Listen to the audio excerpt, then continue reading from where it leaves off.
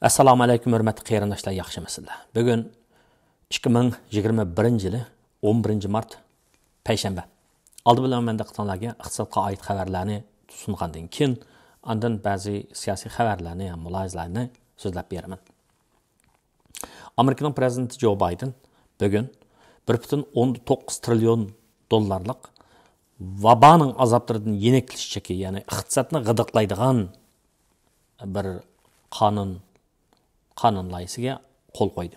Endi u kuchga ega bo'ladi. Mana bu haftaning oxiridan boshlab Amerikada yashayotgan ma'lum shartlarga tushgan kishilar, ya'ni bir odamning maoshi, yillik maoshi 75 ming dollardan tuvan bo'lsa, ya'ni ayol ikkisiniki bir oila bo'lgan bo'lsa, umumiy kirimi 150 ming dollardan tuvan bo'lgan bo'lsa, bularning har biri 1400 dollardan pul topshirib oladi degan gap.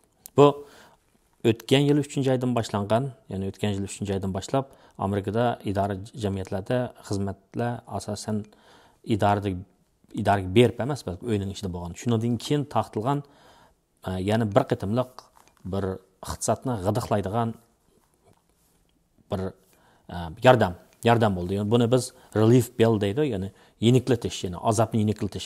Odamlar ishdan qolgandan keyin vaboning vasvasidan odamlarda har xil ishlar ko'rildi, nomratlik ko'rildi, salomatlik ko'rildi degan o'xshash.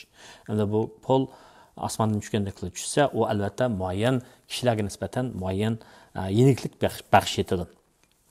Bu 1.9 trilyon dollarlik pul Amerikaningki umumiy milliy daromadining 9% egallaydi.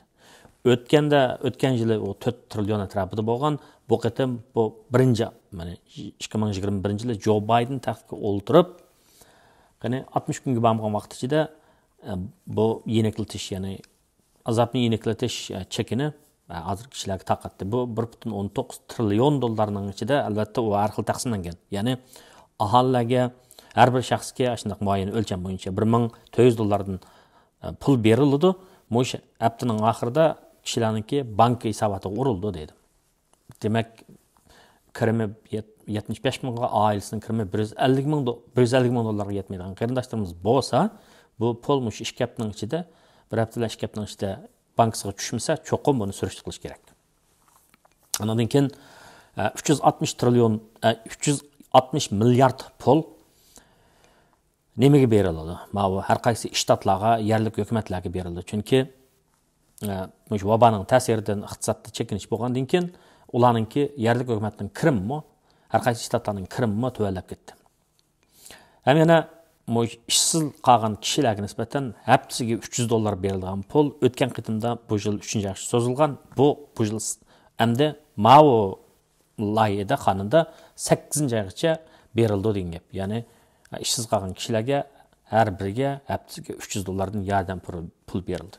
Ondan sırt, yani 100 milyarddan tuvan pul ma'vo uyninki chiqimlarini, ijarasini to'layolmaganlarga va uyni ijaraga berish orqali kirim qiladigan uy egalarininki tatgan ziyonlarni to'lab berishga degandek bularga ajratilgan. Ham yana 160 milliard pul shu vaboninki vaksinaga, vaboga qarshi vaksina urish, uni tasdiqlash ishlariga ajratilgan. Ondan sırt yana ba'zi sug'urtasi yo'q kishilarga az to'la yordam beradigan ishlarmi bor. Uning so'mmasi bevosita nurg'un kishilarga munosabat bo'lmaganligi uchun uni atlab o'tib ketay. Anadan sırt yana tijorat qilgan, kichik shirkat ochgan, tijorat qilgan shaxsiy yoki xususiy idorachilik shirkatlarga muayyan bir 50 milliard dollar atrofida iqtisodiy yordam va tuvan o'simlik qarz berildi. Bu 1.19 trilyon bu qitimliq iqtisodiy shu g'idiqlash so'mmasininki taqsimlanish, umuman taqsimlanish ahvoli. Endi biz yana Amerikaning iqtisodiga qaraydigan bo'lsak, vaksinaning keng ko'lamda ko'rilishi, ya'ni Moderna, Pfizer deganga o'xshash, AstraZeneca qatorliq, Johnson Johnson degan o'xshash bunday cho'ng dori shirkatlarini tadqiq qilib yasab chiqqan COVID-19 yoki vaboninki vaboga qarshi vaksinaninki kishilarga urilishiga o'tganda 46 million deb bu soni eshibyotdi. Ikki qatim urildi ekan. Bu shunga agishib turib, ba'zi rayonlarda faoliyatlar normallashadi demaksan. Bu Teksasdan boshlanadi. Shundaqli yana davomli bu urilyapti kishilarga. Buningga ergishib iqtisodda Amerikaning iqtisodiga nisbatan bir xil umid ko'tarilyapti. Qanday umid ko'tarilyapti degan vaqtda Amerikaning iqtisodi ba'zi iqtisodshunoslar Amerikaning iqtisodini 2021-yili 5,5%, milliy daromadning o'sishi 5,5% bo'ladi deydi. Vaba bultu intayin yamanlashgan vaqtda Amerikada 20 necha million odam ishsiz qolgan. Hozir iqtisodning asosida yaxshi bo'lishiga ergishib, bu son necha million, ya'ni 7-8 million atrofiga tushdi. Agar Amerikaning milliy daromadi 9,16% qarab o'sadigan bo'lsa, 5,15% bo'lib o'sadigan bo'lsa, iqtisodning ishishi bilan milliy daromadning ishishi bilan ishsizlik nisbatining tuvanlashida munosabat va ya'ni iqtisodning ishiga ergishib, ishsiz qolgan odamlarning soni oshadi. Chunki iqtisodni boylikni yaratadigan odamlar dal mushu emgakchilar emasmi? Shunga Amerikaning iqtisodiga nisbatan bu xil umidvor qarash bir necha kundan ichida Amerikaning paychak bozorlarini da nəhayət yaxşı bir əhvallarına barlıq gəldirir. SP 500-dən tatib Nasdaqça, texnik paylarıqça bularınki həmmisinin əməz müəyyənlərinin ki ösüşünü keltirib çıxadı. Yəni SP 500-nin ki Nasdaq'ın ki bu payçaki indeksləri umumyüzlük 1%, 2-20% degəndək müşündaq östü. Şundaq yana müşündaq çıxıb pul taqılıb ketsə, pul pahalar kelib çıxamı? Qanday bo'lar deydigan har xil qarashlar bor. Agar kishilarda pul pahallik kelib chiqadi deydigan, shundaq endi dollarning sotilish qiymati to'lab ketadi deydigan yoki bu paychekka nisbatan aytgan vaqtda salbiy ta'sir ko'rsatib qaraydigan mablag' sog'uvchilar bunday chaqda zoyom sotilishga shunaq juguraydigan. Bu faqatlam kishilarningki iqtisodningki yuzlanishiga qarab turib mablag' sog'gan vaqtda muayyan tanlashlarni qilishiga bog'liq ish. Endi şu vaba taqalgandan keyin buningki ta'siri umum yuzlik bo'ldi. Nurg'un iqtisodning hamma sohasiga ketdi. Yana bir iqtisodni biz bir odamga o'xshatsak, odam tug'an odamning putidan tatib mingizgacha hamma yerga ta'sir qildi degan gap. Oldi bilan bu shu nimalarga ta'sir qildida, ma'lum mulozimat sohasiga, ya'ni qatnash transport, ko'ngil ichish, masalan, muzika, kinoxona deganga o'xshash, antikin yotoq sayohatchilik, albatta ba'zi ishlab chiqarish tarmoqlariga, sohalarga bu ta'sir qildi. Andan keyin havo qatnashdan tortib quruqlik qatnashgacha, chunki odamlar yo'tkalmagandan keyin bularning hammasiga ta'sir qildi. Ba'zi odamlar, hatto nurg'un odamlar bizim shu uyda turib ishlashga majbur bo'ldik. Bunun nəticəsində bəzi tovarlarının bahası aşdı, bəzi tovarlarının bahası düşdü degan o'xshash. Endi hozircha desa, hozir shu iqtisodning ishiga ergishib, degan vaqtda shu g'idiqlash cheklarining bir necha qatim taqtilishi, ishsizlik yordam pulining berilishi, bir qism Amerikada, bir qism ahillarda kutilmagan yana bir ishni barliq keltirgan. Ya'ni ularningki omonat pulini, qo'lidagi omonat pulini oshirgan. Demak, vaksinaning urilishi, iqtisodiy faoliyatlarning, ijtimoiy faoliyatning normallashishi bilan bu bir yaxshi ish, yana bir yaxshi ishni barliq keltirib, Amerika iqtisodini tez orada yaxshilanishini barliq keltiradigan bunday ish va shunga paycheka oldimizdagi oylarda paycheka bozorininki yaxshilanishidan umid zo'r. Bu iqtisod to'g'risidagi gap. Endi dunyoning siyosiy vaziyatini so'zlagan vaqtda oldi bilan biz o'zimizningki masalamizga qarashimiz kerak. Hozir ahvolimizda, ya'ni o'zimizning tishi og'rib turib, xalqningki chapini yirtilib qopti, oyog'i yo'q ekan deb tursak, qamlashmagan ish bo'ladi. Xo'sh, undaq bo'lsa, hozirgi bu shu bo'layotgan ishlar, siyosiy ishlar bizga qanday aloqador degan masalaga cho'qim ba'zi qarindoshlar qiziqadi deb qarayman. Seshanba kuni Amerikadagi Newline yangi tadqiqot taraqqiyot instituti uzun bir doklad tayyorlab, Xitoyning Uyg'urlarga qaratgan jinoyatlarni Birleşken Devletler Teşkilatı'nın erkiy qirg'inchilik ahdnomasining hamma moddasiga 5 moddasi var ekan, 5 moddasining hammasiga tushdi deb e'lon qilgandan keyin dunyoda bir cho'ng g'ulg'ula qo'zg'adi. Albatta Xitoy jinoyat o'tkazuvchi o'g'ri jinni men olmadim deydi. Xitoy men bu ishlarni qilmadim, yolg'on deb shunday so'zligi turdi, bildirliqli turdi. Ammo faktlar taqdak bunga qarta tadqiqotchilar, siyosiyonlar, dunyoda umumyuzligini vijdonli kishilar diqqat qiladi. Hatto bu masalaga nisbatan aytgan vaqtda, shu Uyg'urlarningki kechmishiga nisbatan aytgan vaqtda biz Uyg'ur zulm uchrayotgan, zulm uchrayotgan har bir xalqning farzandi dunyoda kimlarning shunaqa chog'da kimlarning qanday muomala tutayotganligiga cho'qim diqqat qildi deb qarayman men, o'ylayman.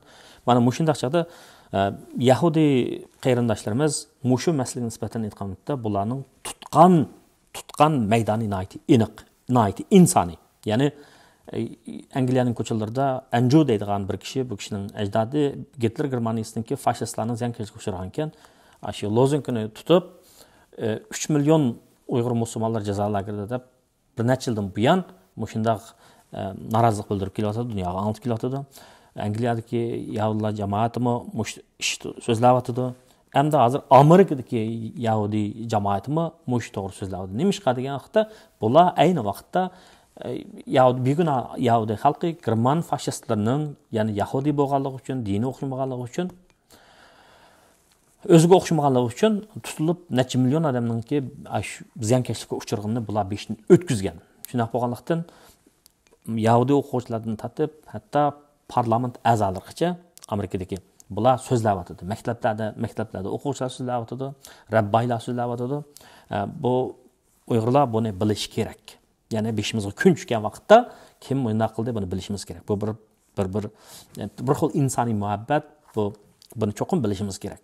Hamda yana bir tarafga qaraydigan bo'lsak, bizningki e'tiqodimiz, biz musulmon xalq, ammo dunyo islom tashkilotidan tatib o'yim musulmon davlatlari bizning masalamizga kelganda hech qanday ifoda bildirmay tursa mayliti yomon yeri Xitoyning qilganlarini to'g'ri deb qo'llab soldi. Bizning bo'lgan zulmning shu to'xtamay ishib ketishida bularningmi mas'uliyati bor deb bizning kishilarimiz shunday qaraydi. Nimishqa deganda Xitoy har qatim so'zlagan vaqtda biz Uyg'ur musulmonlarga hech chiqmadik. Ko'mamsa mana agar unda qilgan bo'lsak dunyo islom tashkiloti va musulmon davlatlariniki boshliqlar kelib bizni ziyorat qilib qiyinni to'g'ri damdi, bu yaxshilab damdi deb mana ta'tir tashviqot qilib, mana shunaqa ta'tir tashviq qilyapti. Endi chu desa mana bu shunday pishimizga kun chiqqan vaqtda Ted Deutsch degan Floridaning 22-rayondan bo'lgan Yahudi pushtidan bo'lgan parlament a'zosi bu shu seshanba kuni Amerika parlamentida loyiha sunib Amerikaning Uyg'urlarga nisbatan panohlik berishini tiziladigan shu loyihani o'tirib qo'ydi. Debdiki bu kishi mening menga ta'sir qilgan yeri shu. Biz ayni vaqtda Yahudilar shunday zulm uchragan vaqtda bizga kishilar dunyo qarab turgan, ega chiqmagan, biz ziyonkashlikka uchraguvchilarning avlodlari bo'lish sifatimiz bilan top holda shunday top holda tutuqlanib, bog'lanib poyezdga qachilinib jazo lagerlariga avatilishining qandayligini bilamiz debdi. Ondan sırt yana Newsweek xabarlar jurnalidami Falastin va Uyg'urlar masalasida bir yaxshi selishtirma ko'z qarash o'tirib qo'yilibdi, bir professor yozibdi buni. Debdiki Falastin masalasi kichikina ish vog'icha butun musulmon dunyosi jugrab chiqib qo'pab Isroilni tilab ketdi. Ammo Uyg'urlarning ko'rgan zulmni chekkan zulmi Falastin xalqining qarg'amoqchi chog'da necha ming asli ig'ir bo'lsa-mu, ammo bular jim turib oldi deb. Demakchi bu yerda siyosiyonlarning musulmon ellardagi siyosiyonlarningki yuzlimaligi, yuzsizligi, fursatparastligi va xoinligi bu yerda tanqid qilindi degan gap. Albatta xoinlikda mana Kanada hukumati irqiy qirg'inchilikda bekitdi. Amerika hukumati irqiy qirg'inchilikda bekitdi. Kanadaning parlamenti, Gollandiyaning parlamenti irqiy qirg'inchilikda bekitdi. Chunki lager şahitlerinin guvalları, lager şahitlerinin etkan beşini ötközgen keçirmişleri, İstanbul'un koçulları da dat paraya çekiyotgan xalq, bütün şu işinin ta'sir uçurgan Uyghur xalqı bunun qandayligini biz bilamiz. Biladi bu Uyg'urlar. Uyg'ur, Qozoq, Qirg'iz xalqlar buni bildi. Mana bu shunday sharoitdimi? Hatto Amerikaning Turkiyaninki partiyasining rahbari hurmatli So'yimli xonimmi Türkülük, musulmonlik, insonlikni chiqishtirib shunday so'zlab bir loyihani sunsa, Turkiyaning Adolat va Taraqqiyot partiyasi, hokimiyat beshidagi va Millatchi partiyasi buni rad qildi. Buning o'zi turklikka, musulmonlikqa va yana insoniylikqa qilingan bir xiyonat. Bu odamning haqiqatan g'azvini qo'zg'aydi. Әпсіландық, ачығылып кетемейміз. Хақның талдышы екен. Хақның біздің хақы өткізіп қойғанымыз болмаған екен, біз әпсіландық, өмесіландық. Тылап кетішілен іш бітмейді. Демек, бұл Арал Ақсанай ханымы, Аханымдак, Ахмет Дауыдоғылдак, вижданлық, бұл siyasi yollağa bu insanların güzel kalbiga rahmet ama Doğu Perinçek'e okşaş küçüklerge lanet. Yani bir iş patikanda kiler hepte Anthony Blinken yani Amerika'nın nöbetteki Devlet İşleri Katibi Anthony Blinken, Jack Sullivan yani President'inki Devlet İşleri Amanlık Məsləhətçisi Jack Sullivan bu işgelen Xitayning siyasi byurosunun a'zosi tashqi ishlarga mas'ul Yang Jiechi va Xitayning tashqi ishlar ministri Wang Yi bilan Alaskada ko'rishdi. Qiziq, ha? Washingtonda emas, Alaskada ko'rishdi. Jo'grafiyalik jihatdan o'ylab beqish kerak buni. Nima ish shundaq? Bular Beijingga bormaydi, ala Washingtonga kelmaydi, demak Alaskaga bordi. Bu ishkilat o'rtasidagi munosabatning kelishilmay o'tgan nuqtalardan nihoyat ko'pligini ifodalaydi. Nihoyat yuqoriligini ifodalaydi. Tönögünkü bir yığında Anthony Blinken yani so'ralgan vaqtda Uyg'ur masalasiga qanday qaraydiganligini so'ralgan vaqtda Anthony Blinken Davlat ishlar katibi bu irqiy qirg'inchilik biz Amerika hukumati bu to'g'risida nihoyat kuchli so'zlaymiz. Bu yerda biz qilalaydigan, qilishimiz kerak bo'lgan, ham cho'qim qilishimiz kerak bo'lgan nurg'a ishlar bor deb so'zladi. Ya'ni oldi bilan biz shu irqiy qirg'inchilikda mas'uliyati bor Xitoy amaldorlariga nisbatan jazoni deyish kerak, ondan davomli so'zlash kerak. Ondan xalqarada shu Uyg'ur qirg'inchiligining to'xtatish to'g'risida sadolarning kuchayishini barliqqa keltirishimiz kerak, ittifoqdoshlarimizni harakatlantirishimiz kerak. Ammo praktikal, ya'ni amaliy jihatni aytgan vaqtda biz shu majburiy emgakka sinilgan mahsulotlarni qat'iy cheklashimiz kerak, ham Uyg'urlarni bostirib ishlatilgan texnik mahsulotlarni, texnikalarni bermasligimiz kerak deganda bunday bir gaplarni debdi.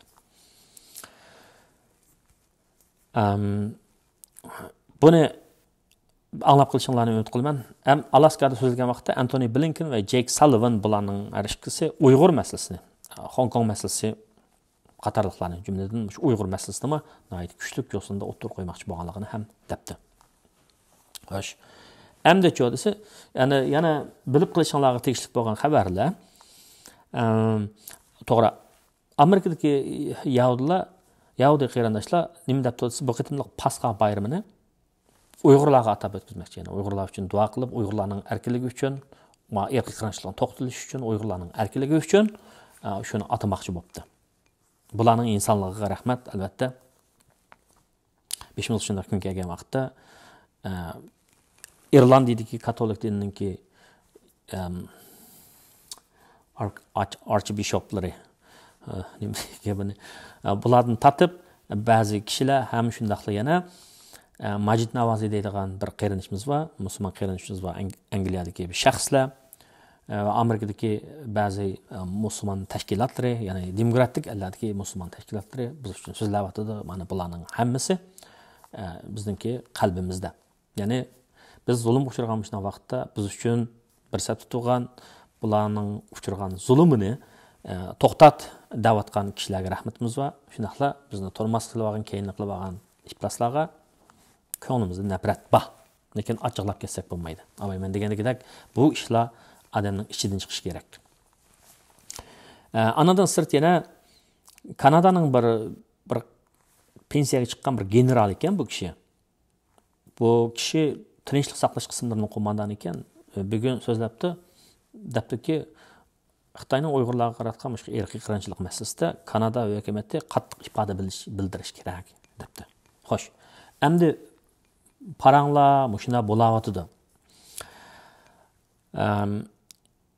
Endi shu ishlarningki qanchalik ta'sir bo'ladi masalasini biz oldimizda ko'ramiz. Bu haqda Uyg'urlar uchun shu irqiy qirg'inchilikni to'xtatish uchun dunyo nima ish qilish kerak, qanday qilish kerak to'g'risida har xil tadqiqotchilar, har xil obzorchilar nurg'un maqolalarni yozyapti. Ama bizning xalqimizningki zulm chekayotgani, bizning xalqimizning narisidlarimizning zulm chekayotgani biz buni o'zimiz bilamiz. Xudoyim buyursa qarong'u kunlar tugab xalqimiz hur bo'lgan kunlar cho'qim keladi deb ishonib yashashimiz kerak. Unda bo'lsa Bugungi mazmunlarni shada tugusin.